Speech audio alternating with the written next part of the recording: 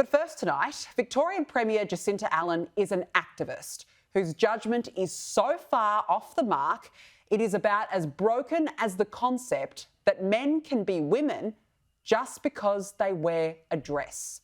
The Premier came out of hiding today, where she's been ever since details came to light about a biological male sex offender who raped his own child and is now being housed in a women's jail.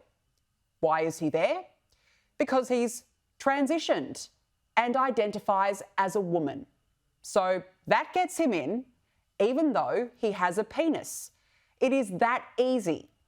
Now, Jacinta Allan had an opportunity today to set the record straight, back women and say men should not be allowed in women's spaces. Instead, she did the opposite. I'm not going to comment on individual circumstances of individual prisoners across the Corrections Victoria system. The placement of prisoners is one that is governed by Corrections Victoria, and the safety and well-being of all prisoners is paramount when considering the placement of prisoners, and I'm just not going to comment on the individual circumstances of any particular individual prisoners. So let me get this right. The activist, the woman actually in charge of the state, is unwilling and apparently unable to comment on the safety and well-being of citizens of her state. She claims she can't intervene, or is that because she doesn't want to intervene? Now, I'd say the latter, because this Premier presides over an ideologically warped government with wrong priorities, entrenched in gender ideology that's so far gone it puts the rights of a very small percentage of the population ahead of everyone else. And once you're on that horse, it's bolted and you can't go back around the track. So it's hardly surprising she could not even guarantee the safety of female inmates when asked today, because she doesn't even know what a woman is. I think it would be deeply inappropriate for any Member of Parliament, Minister or Premier of the day to be reaching in to Corrections Victoria and directing the placement of any prisoner across the prison system. As I've just indicated, the safety and well-being of all prisoners is taken into account by Corrections Victoria as they consider the placement of prisoners across the prison system.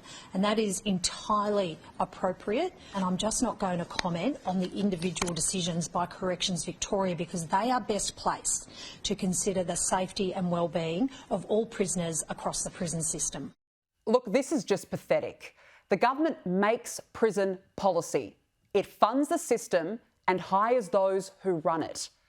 Corrections Victoria's Commissioner's requirements actually state that as a guiding principle, a person should be imprisoned in their prison of their gender, rather than their sex assigned or assumed at birth.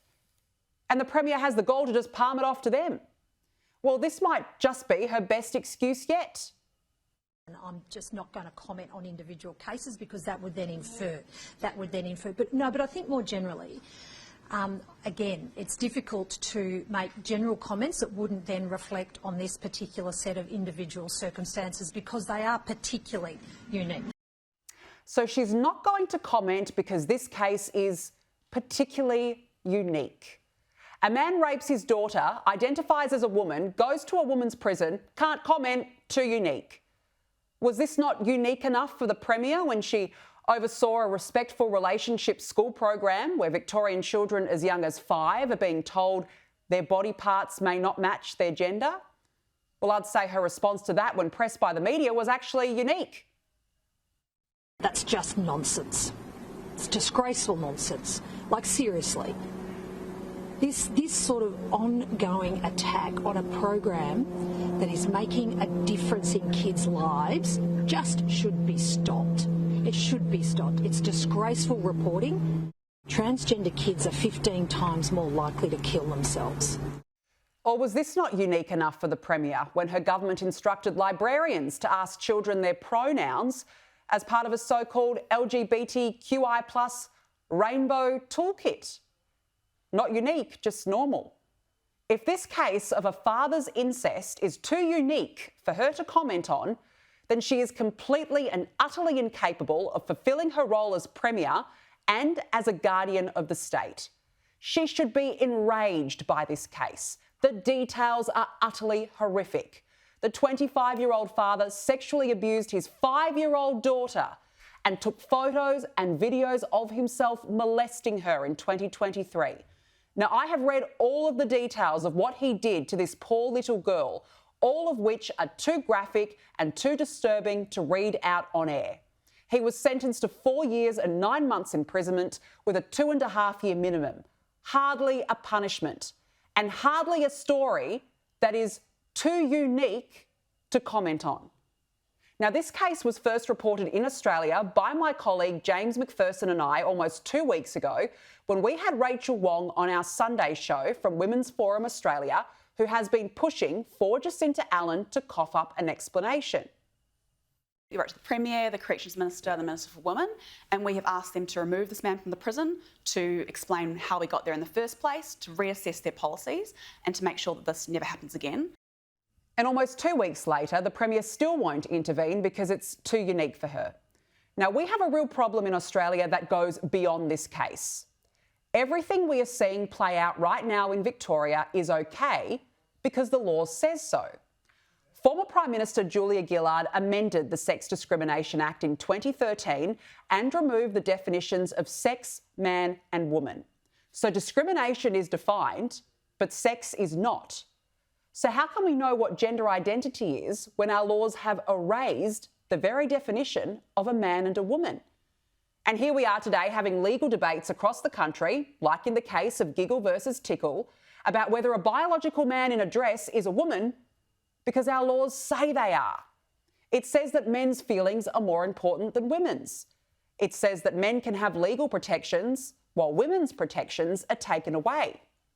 Australia's very own Sex Discrimination Commissioner spoke at the National Press Club last week, proudly taking to the stage wearing a badge with her pronouns on it, she, her, in case you wanted to know.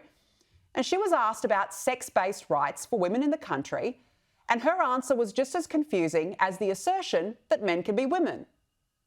The Convention on the Elimination of All Forms of Discrimination Against Women, so CEDAW, is absolutely, it's the Women's Convention. But in understanding, as we have developed, it was signed back in 1979, I believe.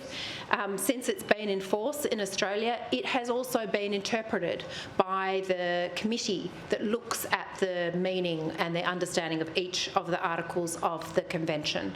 So that includes, and it is specifically said, it includes culturally, racially marginalised women, it includes lesbians, it includes First Nations women, women with disability and trans women. So it absolutely includes all women because that is who women are. We're not one version of woman.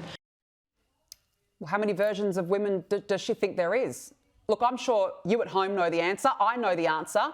Does that make us bigots or geniuses? It depends really on who you ask. Don't ask Jacinta Allen, whatever you do. Sex is immutable. There are two sexes, male and female. In the case of Giggle versus Tickle, where biological man Roxanne Tickle argued he had injured feelings after being booted out of a female-only app by founder Sal Grover, Anna Cody, the Sex Discrimination Commissioner's counsel, Cecilia Winnett, even argued that the word woman in the act included trans women. So our laws don't protect women, the legal interpretation is pathetic, and the Sex Discrimination Commissioner cannot even fulfil her very function of protecting women either. So how do we expect to protect women in a woman's-only jail from a male paedophile who raped his own daughter?